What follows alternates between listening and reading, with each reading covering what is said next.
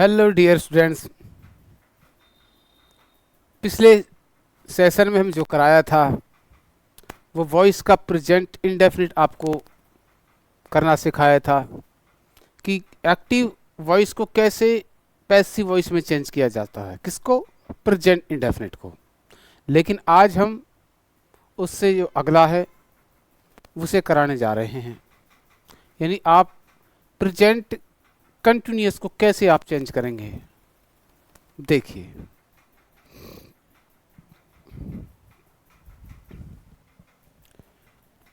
Voice active ACTIV active voice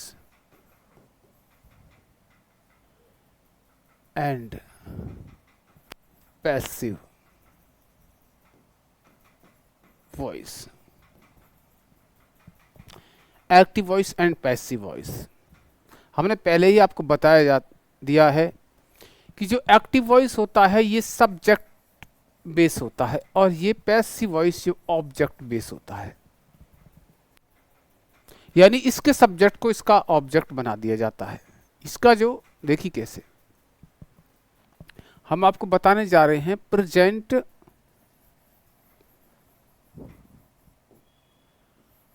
continuous.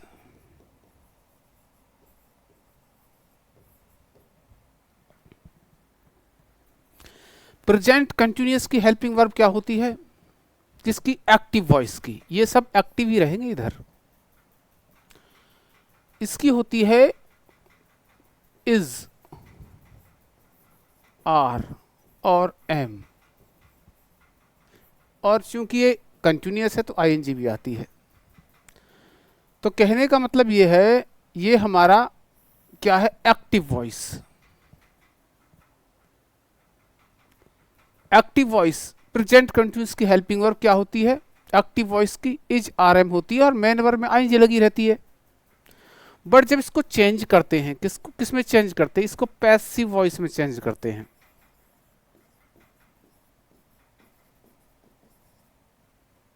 किसको, present continuous का क्या बनाते हैं, पैसिव वॉइस बनाते हैं। प्रेजेंट कंटिन्यूअस का क्या, पैसिव वॉइस बनाते हैं। तो ये हेल्पिंग वर्ब चेंज हो जाती है। इनकी सभी की हेल्पिंग वर्ब आपको याद करनी पड़ेगी कि किस एक्टिव वॉइस में हेल्पिंग वर्ब क्या होती है और पैसिव वॉइस में हमें क्या होती है। तो देखिए, इसकी जो हेल्पिंग वर्ब है, इसकी जो होती है इज, इज का तो हो जाता इज बीइंग, आर का हो जाता है आर बीइंग, और एम का हो जाता है एम बीइंग।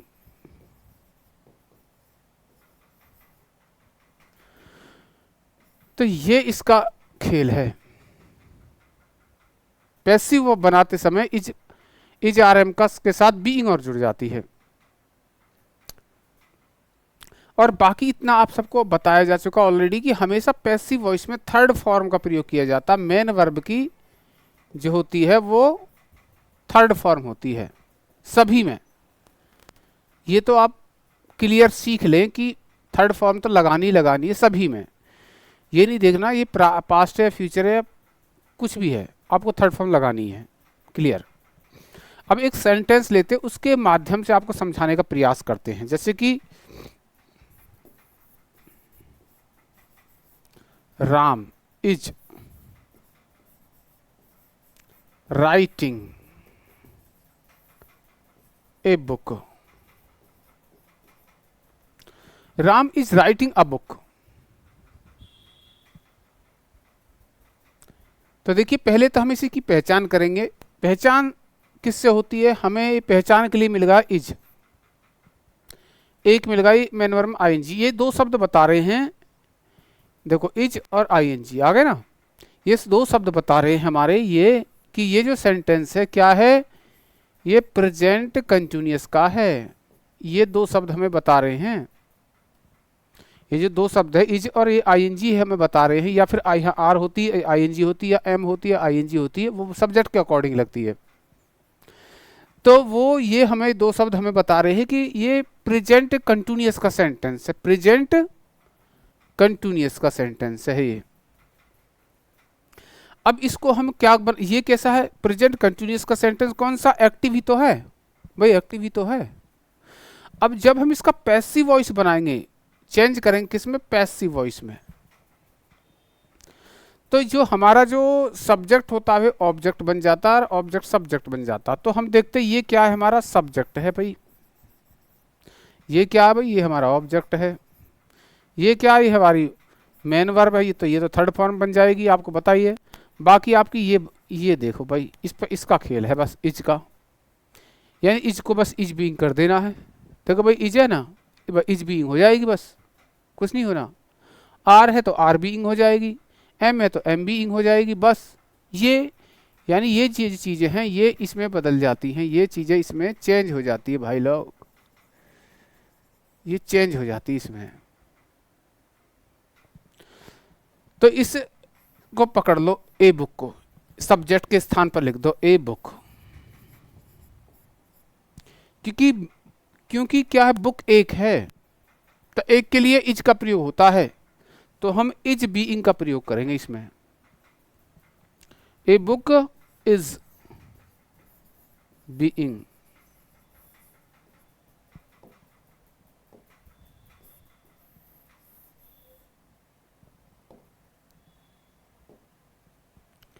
Is being. और मेन वर्ब की क्या, मेन वर्ब की हमेशा थर्ड फॉर्म आती है, तो राइट है ना ये, राइट, तो राइट का हो जाएगा रिटन, WRITTEN, रिटन। और पीछे ये जो राम कहाँ पहुंच जाएगा, ये तो चेंज हो जाते हैं ना एक दूसरे में, तो ये बाई लग के पीछे पहुंच जाएगा, बाई राम, क्या हो जाएगा, बाई राम। तो देखिए ध्यानपूर्वक देख लीजिए, Ram is writing a book, तो ए बुक को उठा लो यहां से, सब्जेक्ट के स्थान पर लिख दो। एक्टिव वॉइस की क्या हेल्पिंग वर्ब है, इज है, लेकिन पैसिव वॉइस की तो हमने ये लिखवा रखी है ना, पैसिव वॉइस की तो इज बीइंग है, तो इज के स्थान पर इज बीइंग हो जाएगा। और बाकी हमने आपको बताया सभी में थर्ड फॉर्म का प्रयोग होता है, तो हमने थर्ड फॉर्म ये लिख दी यहाँ पे। और ये जो है राम उसके स्थान पर पहुंच जाएगा, ऑब्जेक्ट के स्थान पर क्या, बाई लग करके, कि क्या लग करके, बाई लग करके, बाई राम। तो ये हमारा हो गया।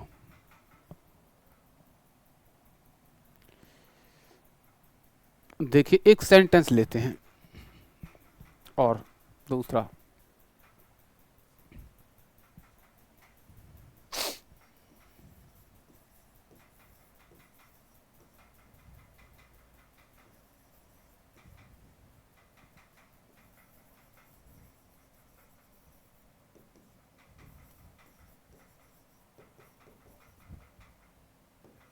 ये Anjali is eating fruits,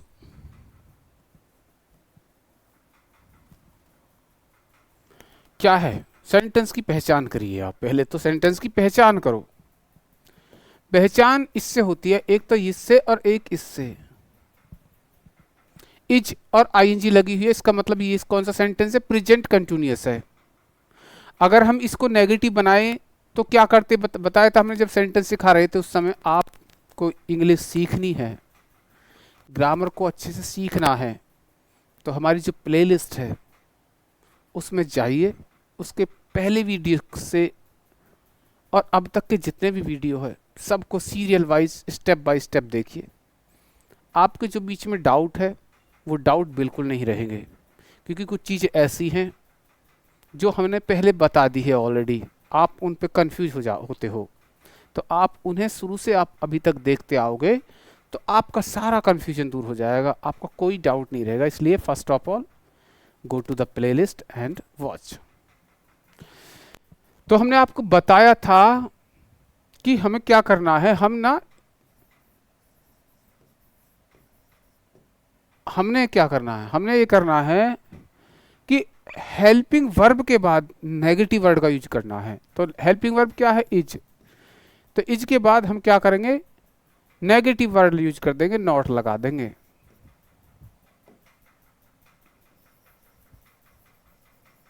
not eating fruits, तो ये हमारा कौन सा है, ये सब एक्टिव वॉइस ही बनाएंगे, इधर सब ये सारे एक्टिव रहेंगे, इधर एक्टिव है ये सब। एक्टिव है ये सब क्या है, सब एक्टिव ही है ये जो हम बना रहे हैं इसके नीचे। अब इसका हम इधर बनाते हैं, इधर पैसिव बनाते हैं इनका।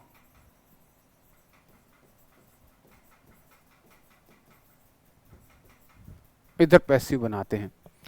तो अंजलि इज ईटिंग फ्रूट्स। तो हम देखते हैं डियर स्टूडेंट्स कि जो ये अंजलि है ये हमारा क्या सब्जेक्ट है और ये फ्रूट्स हमारा क्या ये ऑब्जेक्ट है। तो हमें ना इसको इसके स्थान पर कर देना, इसको इसके स्थान पर कर देना है, यानी हमें एक्सचेंज कर देना, दोनों का स्थान परिवर्तन कर देना है। और इसकी थर्ड फॉर्म कर देनी है, हमने आपको बताया था मेन वर्ब की थर्ड फॉर्म आनी है। और इसका क्या कर देना, इसको कर देना, जैसे is being, are being, am being, वो सब्जेक्ट के अकॉर्डिंग करना है। तो देखिए फ्रूट्स, तो हो जाएगा फ्रूट्स, FRUITS फ्रूट्स। अब फ्रूट्स तो बहुत सारे हैं, है ना, तो हम लिख देंगे are being, are being, are being आ गया इसमें। अब इसके बाद ये थर्ड फॉर्म, इसकी third form are being eaten, EATEN, eaten. और अब बाई लगा करके हम क्या कर देंगे, Anjali.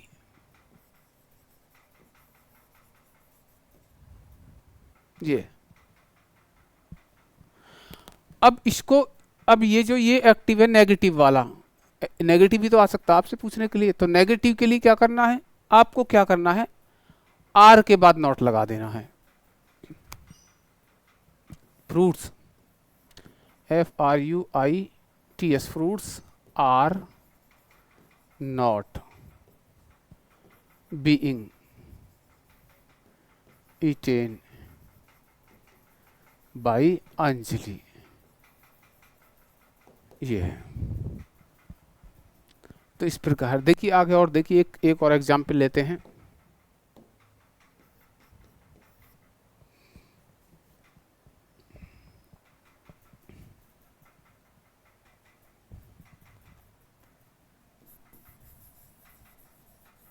Boys are playing cricket, boys are playing cricket. Boys जो है वो क्या क्रिकेट खेल रहे हैं। तो हमें क्या करना है, इसको और इसको एक्सचेंज करना है, इसको इसके स्थान पर लाना है, इसको बाई लगा करके इसके स्थान पर पहुंचा देना है, बाई बॉयज। इसका क्या करना, थर्ड फॉर्म बना देनी है। और इसका क्या करना, इज बीइंग या आर बीइंग या एम बीइंग, वो किसके, इसके अकॉर्डिंग। कि भाई ये तो इसके अकॉर्डिंग चल रहा था ना, लेकिन वो तो फिर अपने सब्जेक्ट के अकॉर्डिंग चलेगी, है ना। तो देखिए तो ये होगा इधर क्रिकेट, CRICKET, क्रिकेट सिंगुलर, तो हम इज का प्रयोग करेंगे, इज बीइंग।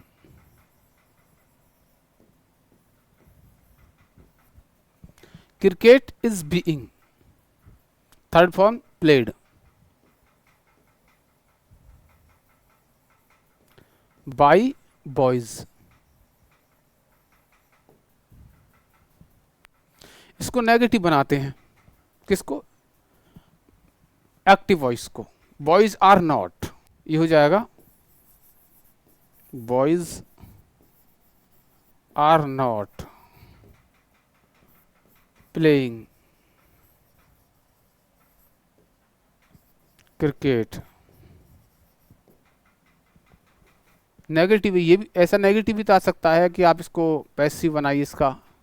तो आप क्या करेंगे, उसमें क्या इज के बाद नॉट लगा देंगे आप, तो ये हो जाएगा क्रिकेट, CRICK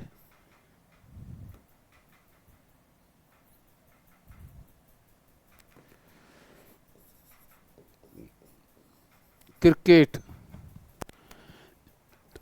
इज, ये नॉट यहां लगा दो, बीइंग प्लेड बाय बॉयज। तो देखिए ये यहाँ ये समझने लायक बात है। इधर भी नेगेटिव है तो इधर भी उसी वही रूल वही रहेंगे, हेल्पिंग वर्ब के बाद नॉट लगना है। रूल वही रहेंगे, हेल्पिंग वर्ब के बाद नॉट लगना है। यदि हम इसको ये जो है इसको बनाते हैं इंट्रोगेटिव, तो देखिए कैसे, आर बॉयज प्लेइंग क्रिकेट। ये हमारा इंट्रोगेटिव बन गया क्योंकि आर बाहर आ गई। देखिए तो उसमें क्या करना है, उसमें इज को बाहर कर दो बस।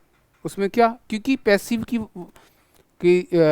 की जो वर्ब है हेल्पिंग वर्ब तो इज है ना इसमें, तो इज को बाहर करना पड़ेगा। रूल वही रहेंगे, ये हो जाएगा is cricket being played by boys. So dear students, ये हमारा पैसिव वॉइस है। इसको हम नेगेटिव बनाएंगे तो हमें क्या सब्जेक्ट के बाद नॉट लगा देना है, और इसमें क्या, इसमें भी सब्जेक्ट के बाद नॉट लगा देना है।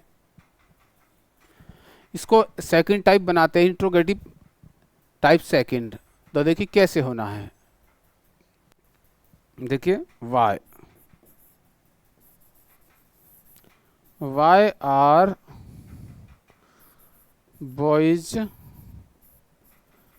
Playing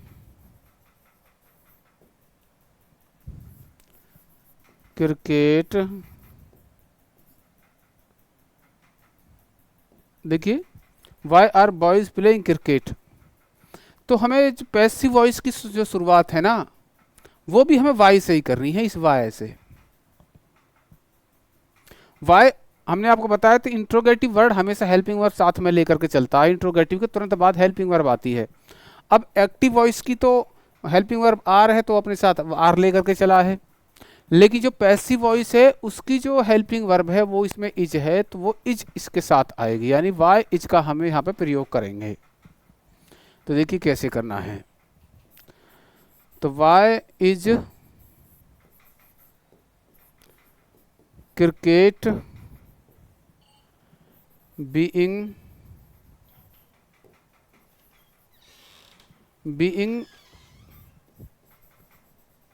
played by boys. Why is cricket being played by boys. तो हमेशा ध्यान रखना जितने भी पैसिव वॉइस होते हैं सभी में थर्ड फॉर्म का यूज होता है। तो देखिए यहाँ वाई आर है और यहाँ वाई इज है, वो अपने हेल्पिंग वर्ब को साथ में लेकर के चली है। ये एक्टिव वॉइस है तो एक्टिव वॉइस की हेल्पिंग वर्ब को साथ लेकर के चला है। ये पैसिव वॉइस है तो ये अपनी पैसिव वॉइस की हेल्पिंग वर्ब को साथ में लेकर के चला है। Why is cricket being played by boys. So dear students, ये स्ट्रक्चर है इनका। देखिए आगे एक दो और बताते हैं जिससे आपको थोड़ा और अच्छे से समझ में आए। तो कहने का मतलब ये है कि जो प्रेजेंट कंटिन्यूअस की जो हेल्पिंग वर्ब होती है यानी इज, आर और एम होती है, उसको जो है चेंज कर दिया जाता किसमें, इज बीइंग में। किसमें, आर बीइंग में।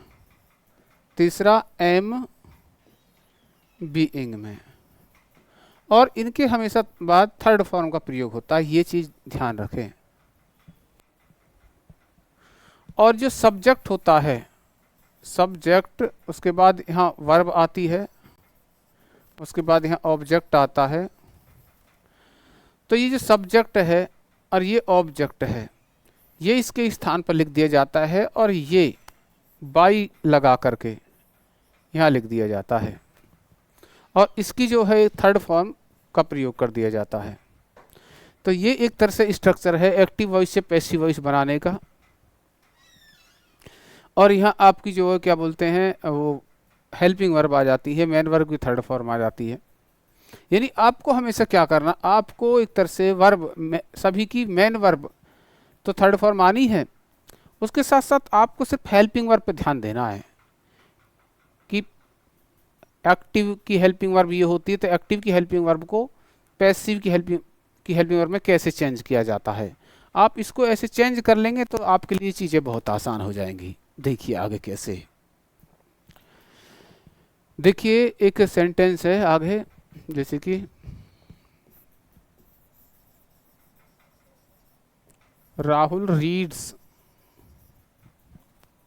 Rahul is reading,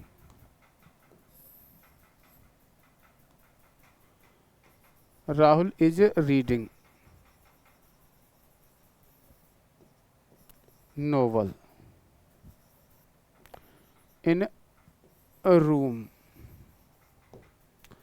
Rahul is reading novel in room. तो हम देखते हैं, हमें सबसे पहले सभी शब्दों को आइडेंटिफाई करना है। ये क्या है, सब्जेक्ट, ये क्या हेल्पिंग वर्ब, ये क्या है मेन वर्ब, ये क्या है ऑब्जेक्ट, और ये भी ऑब्जेक्ट ईटीसी वर्ड जो होते हैं। तो ये हम लिख देते हैं, ये सब्जेक्ट, ये हेल्पिंग वर्ब, ये मेन वर्ब, ये ऑब्जेक्ट, और ये ईटीसी। देखिए इससे मतलब आपको इससे को सब्जेक्ट नहीं बना देना है।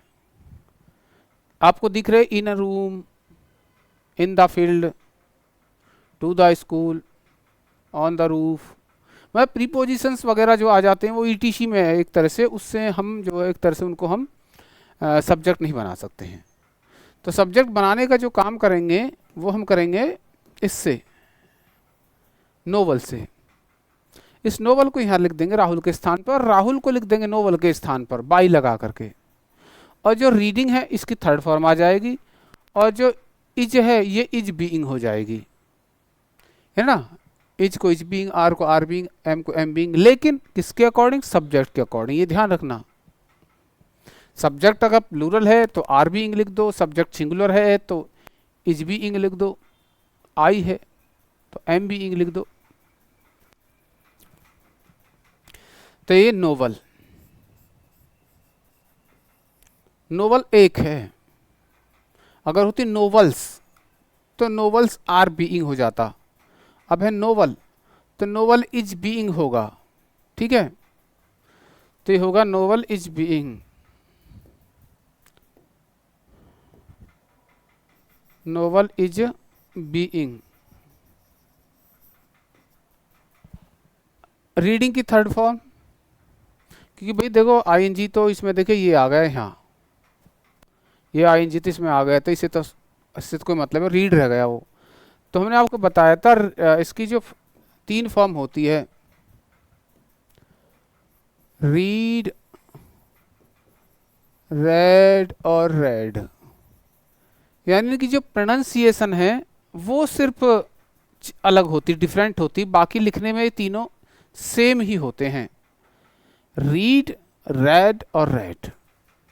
तो हम क्या करेंगे, यहाँ पे हम थर्ड फॉर्म का यूज कर देंगे रेड, और बाकी जो बचे हुए शब्द होते जिन्हें हम ईटीसी बोलते थे वो यहाँ पे आ जाते हैं।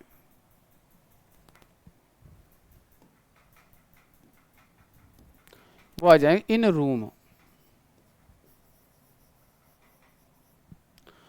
और अब डियर स्टूडेंट्स अब क्या करेंगे हम, अब बाई लगा करके इस राहुल को सबसे पीछे ला देंगे, बाई।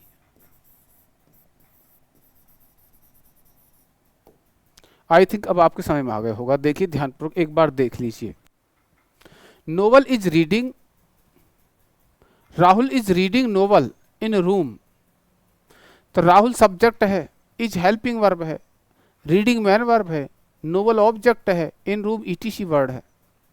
तो नोवेल जो है उसको सब्जेक्ट बना देंगे, सब्जेक्ट के स्थान पर लिखकर को सब्जेक्ट बना देंगे। तो नोवेल, और अब हेल्पिंग वर्ब क्या लगती, पैसिव में जो, एक्टिव में जो हेल्पिंग वर्ब होती है वो क्या होती है, इज आर एम होती है। देखिए ये रहा, हम पैसिव बनाना तो हमें ये लिखनी है, तो हमें तो पैसिव बनाना है, तो भाई हमने इज थोड़ा ना लिखना है, इज बीइंग लिखना है, तो हमने क्या कर दिया, इज बीइंग कर दिया। उसके बाद हमने बताया था जितने भी ऐसी वॉइस होते हैं सब में मेन वर्ब की थर्ड फॉर्म का यूज किया जाता है। देखिए ये मेन वर्ब है, इसकी थर्ड फॉर्म का हमने यूज कर दिया रेड। देखिए ये रहा रेड। उसके बाद जो बचे हुए शब्द ईटीसी वर्ड को उसको मेन वर्ब के बाद लिख करके यानी बाई से पहले लिख दिए जाते हैं। सभी जितने भी फालतू के वर्ड होते हैं उन्हें बाई से पहले लिख देते हैं। बाई लगा करके और हम सब्जेक्ट को ऑब्जेक्ट बना देंगे। अब ये जो हमारा सब उल्टा होगा, अब देखिए ये हो गया हमारा सब्जेक्ट बन गया, इसमें ये बन गया ऑब्जेक्ट बन गया, और जबकि यहाँ ये सब्जेक्ट था और ये जो यहाँ सब्जेक्ट वहाँ ये ऑब्जेक्ट था। तो कहने का मतलब है इनके सब्जेक्ट और ऑब्जेक्ट को चेंज कर दिया जाता है एक दूसरे में, और मेन वर्ब की थर्ड फॉर्म लगाई जाती है। और बस आपको क्या करना है, हेल्पिंग वर्ब आपको याद करने का आपका काम है। आपको हेल्पिंग वर्ब अगर आपको याद कर लेते हो तो समझो आपको सेंटेंस क्लियर हो गए, कोई दो राय नहीं है। एक बार देख लें, इन्हें नोट कर लें, आपको अच्छे से समझ में आएगा। अगर आपको कुछ समझ नहीं आता है तो उसका कारण क्या होता है, क्योंकि इंग्लिश एक ऐसी लैंग्वेज है जिसको ना सीक्वेंस से पढ़ा जाता है। ये नहीं आप उठाकर कोई सा चैप्टर उठ लो, कोई सा भी टॉपिक ले लो, नहीं। आपको इसको जैसे मैथमेटिक्स पढ़ा जाता है एक्सरसाइज एक एक करके, इसी प्रकार इंग्लिश का भी स्ट्रक्चर ऐसे ही होता है। आपको सबसे पहले प्लेलिस्ट में जा करके जैनित गुरु एजुकेशन चैनल की प्लेलिस्ट है, उसमें आप जब जाएंगे प्लेलिस्ट में तो आपको दो चीज़ दिखाई देंगी। एक तो आपकी लिटरेचर चली हुई है 9th क्लास की, उसमें हमने 3 चैप्टर करा दिए हैं, विंड्स ऑफ चेंज तक हो गया है। उसके बाद उसके नीचे ही आपकी ग्रामर की 9th और 10th की प्लेलिस्ट है, जिसमें 9th और 10th की ग्रामर का टोटल कोर्स करवाया जाएगा फ्री ऑफ कॉस्ट। आप उसे देख सकते हैं।